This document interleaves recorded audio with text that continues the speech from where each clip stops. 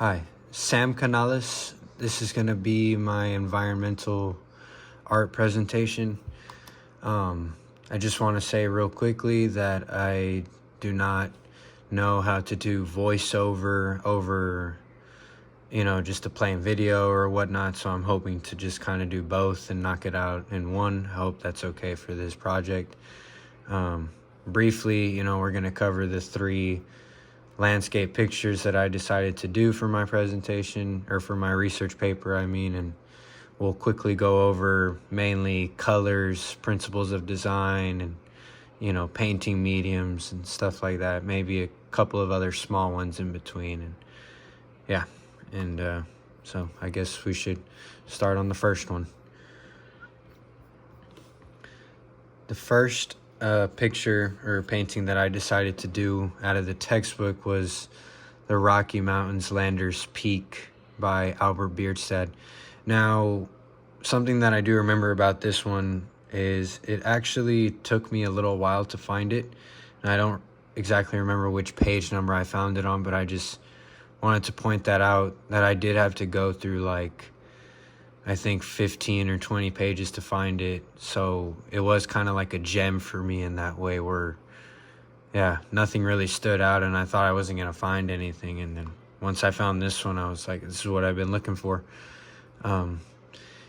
Obviously it's an oil painting, which is also the theme of, or the kind of painting that all three of mine also are. These happen to be my favorites, so I think that's why I chose these three.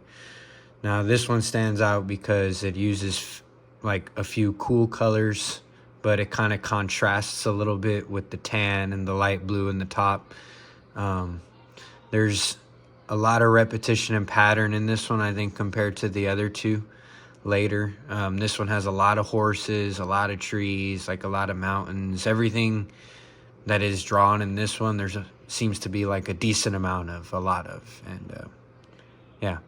The thing that stands out on this one is probably its linear perspective. It's clear that in the middle here, that's where it kind of centers out and it makes vantage points and whatnot. Yeah. Now on this slide, I only chose an oil painting kind of logo. You won't actually see the image here, but this one's actually not too far off from the Landers Peak one. Although it's just of Yellowstone Park, Lower Falls, obviously, but its trees are kind of scattered and very orange. I think that was the, main part of what stood out about it to me. Now, I found this one on the Princeton University site, which was also took me a little bit of a while, so it was nice to find it because, that one kind of took me the longest. But once I researched it a little more, I saw that it was always based in a museum in Tulsa, and I think it's been there since the 1800s. This one doesn't have a vantage point. That's where it differs from the other one. It's got a multi-point linear perspective instead. And what that means is there are multiple places that can be the center of it, or that can, make an argument for that. Also, it has more warm colors than the other one. As I mentioned, you can't see it, but there was a lot more red and orange within the trees, and there was still a light blue sky, but it didn't really stand out. And the special technique, though, that was in this one was tenebrism. Now, that's a shadowing technique that, makes the land appear closer.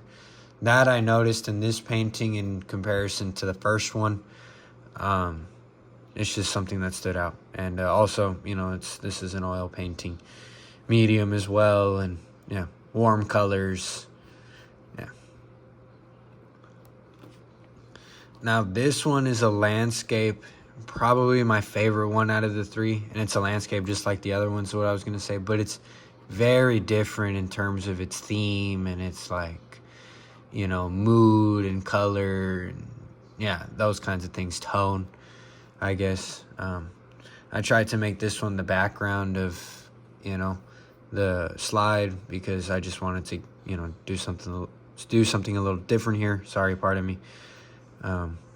Now, I do want to point out real quick, though, that in this painting specifically, I think this is a more specific one. The one that that I found and cited on the website is a little bit more, it's the same painting, but it's just, I forget the word they use for it, but it's not as specific. It's not as like detailed.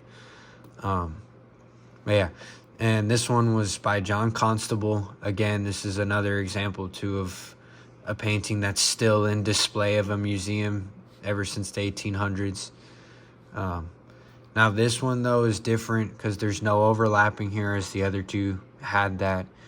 But there's negative space here, which is evident, and there's an atmospheric perspective that is used, as the church temple and other things in the background are clearly used to kind of convey a distance.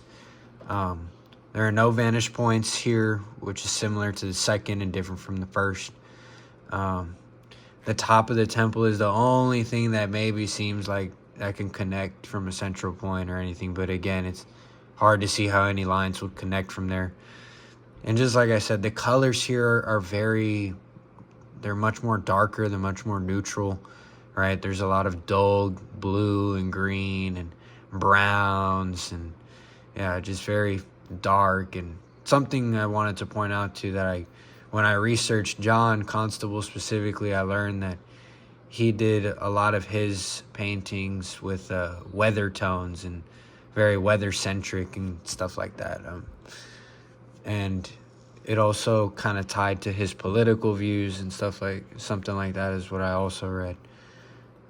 So when he makes a darker image here, I also think it had something to do with his wife. His wife had shortly passed before, and yeah, that's why this one is kind of dark and tied to a church. And anyway, it's also an oil painting like the others, and like I said, that's my favorite kind, so I think that's why that one stood out to me.